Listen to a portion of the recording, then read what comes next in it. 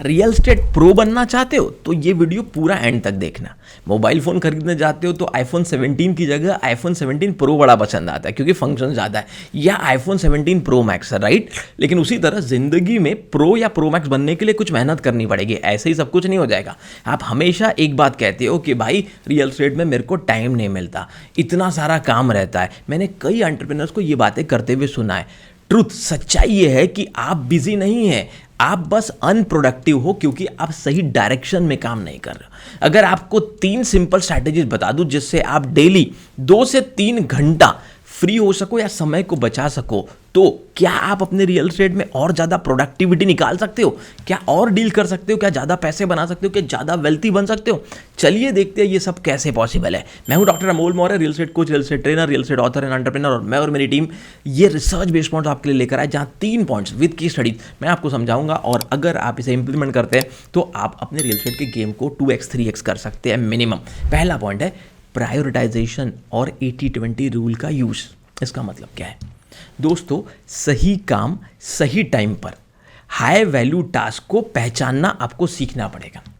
80-20 rule, Pareto principle, ये कहता है कि 20% ऐसे काम होते हैं दिन भर में जो आपको 80% रिजल्ट देते हैं, और 80% ऐसे काम होते हैं जो सिर्फ 20% रिजल्ट देते हैं।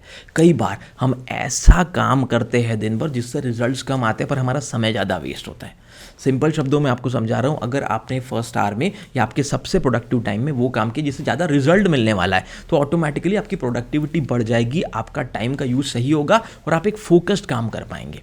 मान लीजिए मैं 2 दोस्तों की कहानी बताता हूँ, रॉनी और सनी।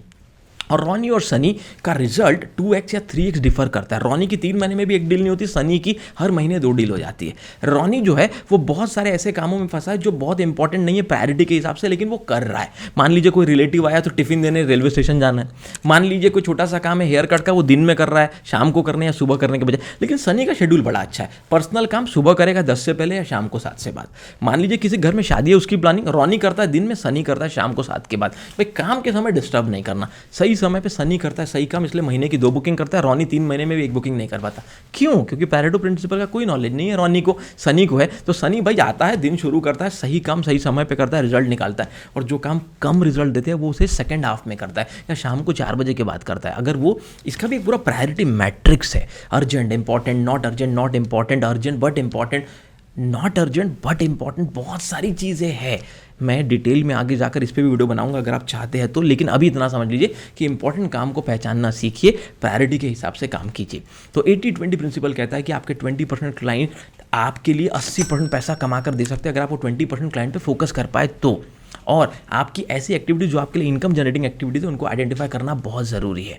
टाइम ब्लॉकिंग, कैलेंडर में फिक्स ब्लॉक्स बनाओ, कैलेंडर का यूज़ करना सीखो, सही मीटिंग सही समय पे करो, जिससे रिजल्ट आ सकता है उसको पहले समय दो। ऐसे छोटे छोटे एक्शंस अगर आपने ले लिए मेरे दोस्तों तो 200% आपको रिजल्ट आ सकते हैं। दूसरा, डेलीगेशन और टेक लिवरेज।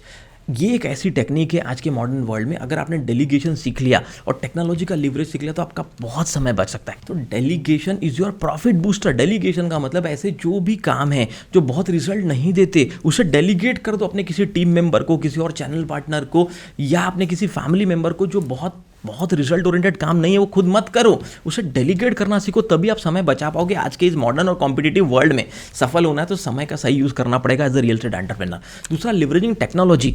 बहुत सारे ऐसे छोटे मोटे काम होंगे जिसमें आपको आधा घंटा, 1 घंटा, 2 घंटा लगता है, जहाँ पर आप ऑटोमेशन ला सकते हो, टेक्नोलॉजी का यूज़ कर सकते हो, जैसे व्हाट्सअप का ऑटोमेशन, ईमेल मार्केटिंग, या हो सकता है कोई ऐसा ऑटोमेटेड सॉफ्टवेयर जिससे आपकी फेसबुक की पोस्ट ऑटोमेट हो जाए, लिंक्डइन की पोस्ट ऑटोमेट हो जाए, सही समय पर सही पोस्ट आते रहे, आपको बस मेहनत 1 दिन करनी है और महीने भर सब काम चलता रहे। इसे कहते हैं ऑटोमेशन। पेपर वर्क का टाइम बचता है अगर आप टेक्नोलॉजी को लिवरेज कर पाते हैं और सही डेलीगेशन कर पाते हैं। फिर से बात करता हूँ रॉनी और सनी की। रॉनी की होती थी 3 महीने में 0 बुकिंग या 1 बुकिंग, सनी की होती थी 2 बुकिंग। कैसे रॉनी और सनी में इतना डिफरेंस था? तो भाई सनी ने हर छोटा काम खुद नहीं करूंगा ये डिसाइड कर लिया था, रॉनी हर छोटा छोटा काम खुद करता था।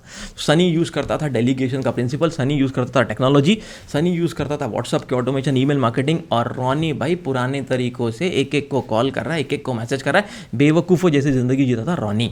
तो रॉनी और सनी में सफलता की डिफरेंस इसलिए था क्योंकि वो सही समय का यूज़ करना एक को पता था, दूसरे दूसरे को नहीं पता था। Third point is execution and focus.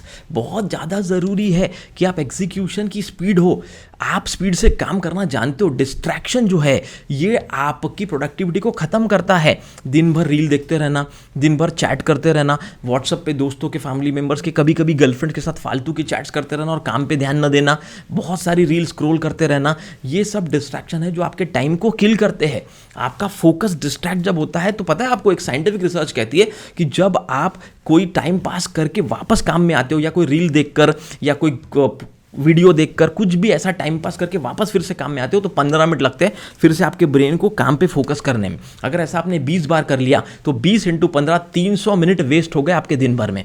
ऐसा कई लोग कर रहे हैं। ऑफिस तो जाते हैं टिफिन लेकर, पर काम धंधा कुछ नहीं करते। सुबह 10 से 7 उन्हें ऐसा लगता है वो बिजी है, बट वो बिजी नहीं है, वो अनप्रोडक्टिवली टाइम पास कर रहे हैं।